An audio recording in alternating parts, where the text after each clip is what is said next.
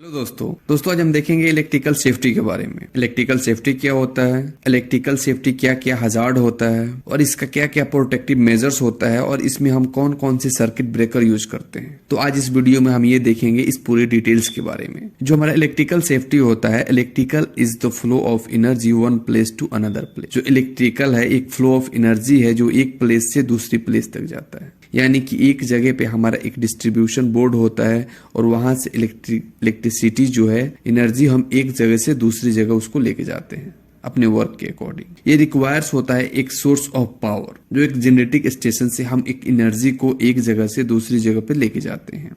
A flow of electron current travel through of conductor. जो हमारा current है, जो इलेक्ट्रॉन्स है, वो कैसे ट्रेवल करता है, वो एक कंडक्टर के थ्रू ट्रेवल करता है। तो ये है हमारा इलेक्ट्रिकल। जो इलेक्ट्रिकल है, जो हमको ये पता है इलेक्ट्रिकल एक जगह से दूसरी जगह कैसे जाता है और किसके थ्रू जाता है और इसका क्या क्या हजार्ड होता है हम ये देखेंगे। सबसे पहले हमारा होता है electrical shock. When current pass through the body potential causing Burns muscle contractions cardiac arrest. जब भी इलेक्ट्रिकल शॉक आपके बॉडी में वो इंटर करता है, जब भी आपको इलेक्ट्रिकल शॉक लगता है तो आपके बॉडी को वो जहां पे आपके बॉडी बर्न्स होता है, आपके मसल जो कॉन्ट्रैक्शंस होता है, आपका मसल जो सिकुड़ जाता है, या फिर कार्डियक अरेस्ट होता है, आपका दिल का धड़कन रुक जाता है इलेक्ट्रिकल शॉक के दौरान। बहुत सारे लोग क्या होता है सडन डेथ कर जाते हैं वहां पे। जब भी इलेक्ट्रिकल जो होता है, इलेक्ट्रिकल जो हमारा सप्लाई होता है, जो हमारा पावर होता है, वो अगर ज्यादा वोल्ट में रहता है तो वो क्या होता है वहीं पे सडन डेथ होती है। ये हमारा इलेक्ट्रिकल शॉक क्या है, इलेक्ट्रिकल हजार्ड से। उसके बाद से फायर। जो हमारा फायर कब होता है, फायर हमारा एक इलेक्ट्रिकल हजार्ड है और ये कब होता है, कैसे होता है। ये फॉल्टी वायरिंग के चलते हो सकता है,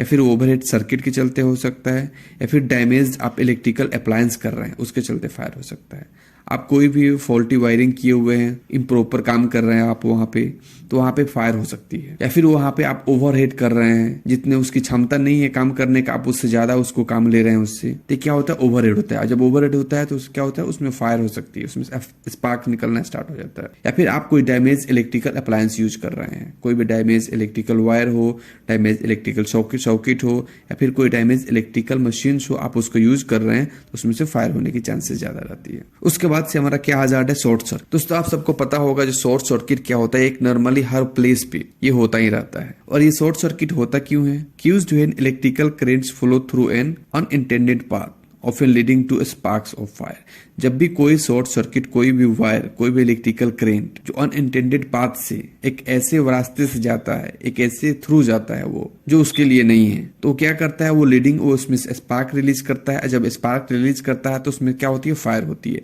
और जब फायर होगी तो क्या होगा, शॉर्ट सर्किट होता है। और ये शॉर्ट सर्किट आपने देखा होगा बहुत जगह, बहुत सारे ट्रांसफार्मर में होते हैं, बहुत सारे जो डीबी होता है वहां पे भी होता है, जो हमारा जो मेन जंक्शन होता है वहां पे भी शॉर्ट सर्किट होते रहता है। उसके बाद से हमारा हजार्ड क्या है, बर्न। ये बर्न क्या एक मस्ट कॉमन है, ये शॉक रिलेटेड इंजुरी है।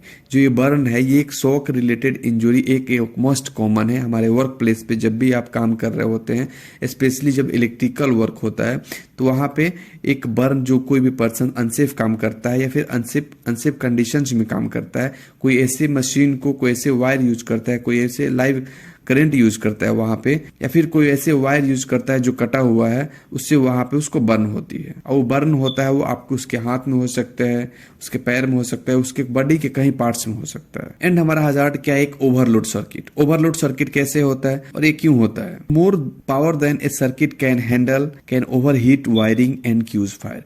जब आप कोई भी एक नॉर्मल, जैसे कि आप एक किसी चीज को रखने की क्षमता 10 kg है, वहां पे आप 20 kg रखेंगे तो वो वहां पे क्या होगा, वो टूटेगा ही टूटेगा। तो वैसे ही अगर भी कोई पावर सप्लाई की एक लिमिटेड है, वहां पे 24 वोल्ट के सप्लाई करना है और वहां पे एक्स्ट्रा आप 100 को सप्लाई कर रहे हैं, आप उसको एक्स्ट्रा काम ले रहे हैं, आप उससे ज्यादा प्रोवाइड कर रहे हैं, तो वहां पे क्या होता है, ओवरलोड सर्किट होता है। ओवरलोड सर्किट होती है तो क्या होता है, फायर होता है। या फिर हमारा आर्क एंड ब्लास्ट भी होता है। जो आर्क एंड ब्लास्ट होता है, वो आर्क एंड ब्लास्ट क्यों होता है, वो arc and blast sudden release करता है इलेक्ट्रिकल एनर्जी को और लीड करता है हीट एंड एक्सप्लोजन करता है। जब हमारा आर्क एंड ब्लास्ट होता है तो जो एक इलेक्ट्रिकल जो एनर्जी होता है वो लीड करता है हीट को, वो ज्यादा हीट हो जाता है, उसमें ज्यादा टेम्परेचर हो जाता है, और जब टेम्परेचर होता है वो फिर एक्सप्लोजन होता है, वो ब्लास्ट करता है। और जो ब्लास्ट करता है तो उस एरिया में जो भी पर्सन काम कर रहे होते हैं, जो भी वर्कर काम कर रहे होते हैं, या फिर जो उसके अंडर में आते हैं, फिर उनको हजार्ड होती है, उनको एक्सीडेंट होती है, उनको इंजुरी होती है, उनको फिर बर्न होती है। उसके बाद हमारा क्या आता है, इलेक्ट्रिक्यूशंस। इलेक्ट्रिक्यूशंस एक मोस्ट कॉमन हजार्ड है हमारा साइट पे, जो हमारा अधिकतर बहुत सारे ऐसे वर्कर जो काम कर रहे होते हैं, इलेक्ट्रिकल काम कर रहे होते हैं, या फिर ऐसे जो हमारे वर्कर काम कर रहे होते हैं, उनको इलेक्ट्रिक्यूशंस होता है, जो एक fatal electric shock due to high voltage contact में जाता है। कोई भी पर्सन एक ऐसे है जो हाई वोल्टेज करंट में जाता है, उसको एक फेटल होती है, फेटल इलेक्ट्रिक शॉक होती है उसको, और उसके बॉडी में, पूरे बॉडी में वो करंट फैल जाता है। जब करंट फैलता है तो फिर उसको बर्न होती है, बट उसको बॉडी के पार्ट्स में कहीं बर्न होती है। अगर वो ज्यादा हाई वोल्टेज रहता है उसको फिर फेटल वहीं पे उसको डेथ हो जाती है। तो ये था हमारा इलेक्ट्रिकल हजार्ड। इसमें हम देखें इलेक्ट्रिकल हजार्ड क्या होता है और इस किस कारण से इलेक्ट्रिकल हजार्ड होता है। उसके बाद से जो हमारा होता है हजार्ड ओवरहेड पावर लाइन, जो मोस्टली कॉमन हजार्ड होता है, जो हमारे अधिकतर कंस्ट्रक्शन साइट में हो या फिर कोई ऐसे इंडस्ट्रीज हो जो जहाँ पे इलेक्ट्रिकल जो सप्लाई होती है, जो ओवरहेड, जो सर के ऊपर से सप्लाई जाती है। Examples of equipment that can contact power lines. अगर कोई भी इलेक्ट्रिकल सप्लाई ओवरहेड गया हुआ है, वहां पे क्रेन काम कर रहा है, वो हमारा हजार्ड है। वहां पे लेडर काम कर रहा है, वहां पे इलेक्ट्रिकल सप्लाई में जो गया हुआ है वहां पे भी हजार्ड हो सकता है। स्कैफोल्डिंग के ऊपर से जो हमारा कोई भी ओवरहेड इलेक्ट्रिकल पावर लाइन्स गया हो, या फिर कोई सीजर लिफ्ट काम कर रहा है उसके ऊपर इलेक्ट्रिकल पावर लाइन हो सकता है। रेस डंप ट्रंक हो सकता है, एल्यूमिनियम पेंट रोलर हो सकता है, जो भी है, मतलब हमारा जो एक कोई भी ऐसा वर्क चल रहा हो वहां पे, जो हमारा क्रेन, लेडर, स्कैफोल्डिंग कोई भी हो, उसके ऊपर इलेक्ट्रिकल पावर लाइन्स नहीं होनी चाहिए। जो हमारा केबल है उसके ऊपर नहीं होनी चाहिए। अगर उसके ऊपर में भी हो तो उसके लिए एक स्पेसिफिक आपको कम से कम एटलीस्ट 10 फीट एबव होनी चाहिए हाइट उसका। यानी कि कोई भी वर्कर काम कर रहा है स्कैफोल्डिंग पे, कोई भी क्रेन है, कोई भी सीजर लिफ्ट है, या कोई भी ऐसा वहां पे या तो मशीनरी है या फिर कोई वर्कर काम कर रहा है, उससे 10 फीट हाइट में होनी चाहिए। या फिर उस एरिया का वायर जो है वो डाइवर्ट होनी चाहिए, वो दूसरी एरिया से लेके जाना चाहिए। यानी कि इसका फोल्डिंग में, क्रेन में, कोई में इलेक्ट्रिकल वायर टच नहीं होनी चाहिए। क्योंकि इनकेस कभी भी उसमें थोड़ा सा कट होता है वायर में, या फिर कोई वायर में कोई थोड़ा सा फॉल्ट होता है, तो जो पूरी क्रेन में, पूरी इसका फोल्डिंग में उसमें करंट फैल जाएगी। करंट फैलेगी तो जितने उसके ऊपर वर्कर काम कर रहे हैं, या फिर जो क्रेन के जो ऑपरेटर हैं, या फिर जो उसमें टच हुआ है, वो सबको क्या हो सकती है, इलेक्ट्रिकल शॉक लग सकती है, इलेक्ट्रिक्यूशन हो सकता है। उसको इलेक्ट्रिक शॉक जब लगेगी तो उसको फेटल इंजरी हो सकती है, इनकेस उसको डेथ भी हो सकती है। तो आपको ये इंश्योर करना है जो कोई इलेक्ट्रिकल पावर है, जो ओवरहेड इलेक्ट्रिकल पावर है, वो एटलीस्ट 10 फीट एबव होनी चाहिए, और वहां पे पोस्ट वार्निंग साइन भी होनी चाहिए। और आपको ये इज्यूम करना चाहिए, इंश्योर करना चाहिए जो लाइन से, जो इलेक्ट्रिकल केबल्स है, वो इनर्जाइड है कि नहीं है, वो पूरा प्रोटेक्टेड है कि नहीं है, वो एक लेवल में गया है कि नहीं है। ये आपको इतना कंफर्म करना है अपने साइट पे, इसे इंस्पेक्शन करना है अपने साइट को। एक केबल मैनेजमेंट कैसे होनी चाहिए ये आपको सबको बताना है, स्पेशली इलेक्ट्रिकल डिपार्टमेंट को। दोस्तों ये हमारा हजार्ड था, और ओवरहेड पावर लाइन हजार्ड था। इसमें क्या हो सकता है और इसका प्रोटेक्टिव मेजर्स क्या हो सकता है। वो प्रॉपर ग्राउंडिंग होनी चाहिए, जो कोई भी वायर है वो ग्राउंडिंग होनी चाहिए। उसमें ग्राउंडिंग में आप में जो प्रोटेक्टेड होना चाहिए, इंसुलेटेड होने चाहिए। वो इंसुलेटेड होगा तो उसमें glass, mica, rubber and plastic और पुट ऑन कंडक्टर उस पर पुट होनी चाहिए, तब वो प्रॉपर क्या होता है, इंसुलेटेड होता है। उसके बाद आप यूज GFCI, आप GFCI को वहां पे यूज करें, ग्राउंड फॉल्ट सर्किट इंटरप्टर्स। ये प्रिवेंट करता है शॉक्स को by cutting power in the case of fault. In case of कभी भी आपको फॉल्ट होता है तो ये क्या करता है, ये रोक देता है उसको, ये वहां के पूरे इलेक्ट्रिकल सप्लाई को कट कर देगा। तो आप वहां पे GFCI को इंश्योर करें, वहां पे आप उसको चेक करें यहाँ पे GFCI प्रोवाइड किया गया है कि नहीं।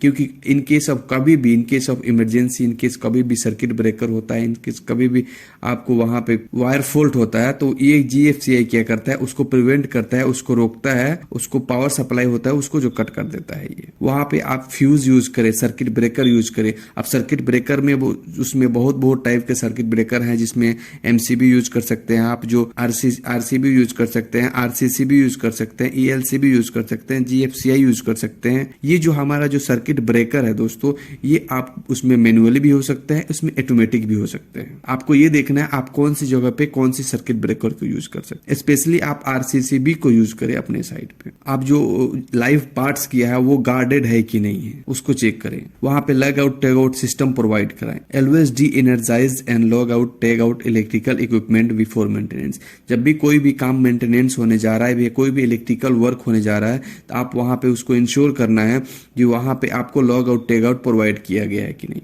क्योंकि जब आप काम करने के लिए जाएंगे तो कोई भी जो एक दूसरा आपका इलेक्ट्रीशियन या फिर दूसरा आपका जो एम्प्लॉय है वो उसको ऑन कर सकता है, और जो वर्कर अंदर में काम कर रहे हो उसको क्या हो सकता है, इलेक्ट्रिकल शॉक, इलेक्ट्रिक्यूशन हो सकता है। तो आप इंश्योर करें बिफोर स्टार्ट द वर्क, आपको वहां पे लॉग आउट टैग आउट वहां पे लगाना है और उसके कीज अपने पास रखना है। ये नहीं आप उसमें लॉग आउट टैग आउट लगा दिए और उस कीज को वहीं पे रख के फिर चलिए, वो कोई भी ओपन कर सकता है। उस कीज को अपने पास रखें और फिर अपने काम करने के लिए जाए। वहां से काम करने के बाद जब आपका काम कंप्लीट हो जाए, आपका मेंटेनेंस कंप्लीट हो जाए, तो फिर आप अपने उस एरिया में आए, उस लेग आउट टैग आउट को निकालें, फिर उसको ओपन करें। यही एक प्रॉपर वे होता है कोई भी मेंटेनेंस काम करने के लिए जहां पे इलेक्ट्रिकल वर्क हो। वहां पे प्रॉपर फ्लेक्सिबल जो होता है वो कोर्स को यूज करें। वहां पे जो फ्लेक्सिबल कोर्स होते हैं वो जल्दी खराब नहीं होते हैं, उसको यूज करें आप। वहां पे जो इलेक्ट्रिकल पैनल्स है उसको क्लोज करें। एक प्रॉपर ट्रेनिंग प्रोवाइड कराएं जो इलेक्ट्रिकल वर्क रिलेटेड है। जिस वर्कर में अगर कोई भी इलेक्ट्रिकल वर्क में जो वर्कर इन्वॉल्व है,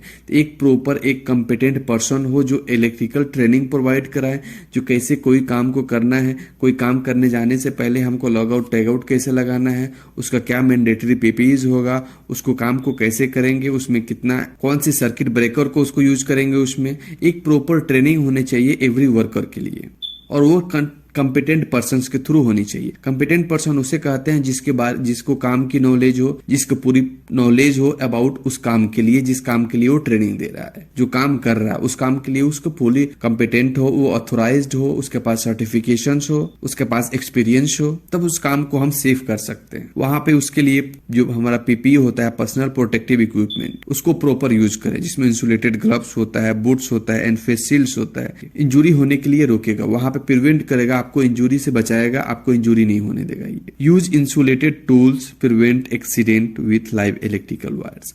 आप जब भी इलेक्ट्रिकल वर्क काम करने जा रहे हैं तो वहां पे आप एक इंश्योर करना है, आपको कंफर्म करना है, या फिर आपको ये बताना है अगर दूसरे कोई वर्कर काम कर रहे हैं और आप इंस्पेक्शंस के लिए गए हैं तो आपको वहां पे बताना है। ड्यूरिंग ट्रेनिंग भी आपको बताना है, जो जब भी कोई आप इलेक्ट्रिकल काम करने के लिए जाएं तो आप वहां पे इंसुलेटेड टूल्स को यूज करें जो फुली तरह से प्रोटेक्टेड हो, जो प्लास्टिक, मिका, फाइबर, ग्लास जो इससे प्रोटेक्टेड होता है उससे आप यूज करें, जिससे इलेक्ट्रिक करंट आपके हाथ में ना लगे, आपको इलेक्ट्रिक्यूशन ना हो। तो दोस्तों ये था हमारा प्रोटेक्टिव मेजर्स। उसके बाद हम देखेंगे हम कौन कौन से सर्किट ब्रेकर को अपने साइड पे यूज करते हैं। एक हमारा एमसीबी होता है जो मिनी एंकर सर्किट ब्रेकर होता है। एक हमारा आरसीबी होता है जो रेसिडुअल सर्किट ब्रेकर होता है। एक हमारा आरसीसीबी होता है जो रेसिडुअल करंट सर्किट ब्रेकर होता है। एक हमारा आरसीडी होता है रेसिडुअल करंट डिवाइस। उसके बाद हमारा आता है ईएलसीबी अर्थ लीकेज सर्किट ब्रेकर होता है। उसके बाद जीएफसीआई ग्राउंड फॉल्ट सर्किट ब्रेकर होता है। एमडीबी मेन डिस्ट्रीब्यूशन बोर्ड होता है। एडीबी इलेक्ट्रिकल डिस्ट्रीब्यूशन बोर्ड होता है। ये सब जो हमारा सर्किट ब्रेकर है